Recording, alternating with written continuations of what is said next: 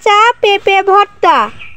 রেসিপিটার উপকরণগুলো হলো সিদ্ধ করা কাঁচা পেঁপে, শুকনো মরিচ ভাজা, লবণ, পেঁয়াজ কুচি ও সরিষার তেল। প্লেটের মধ্যে প্রথমে ভেজে রাখা শুকনো মরিচ দেওয়া হলো। এখন দেওয়া হচ্ছে লবণ।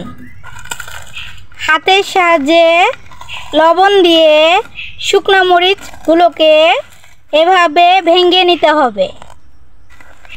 ভেজে রাখা শুকনো মরিচগুলো ভেঙে নেওয়া হয়েছে। এখন দেওয়া হচ্ছে সিদ্ধ করা কাঁচা পেঁপে, পেঁয়াজ কুচি ও সরিষার তেল।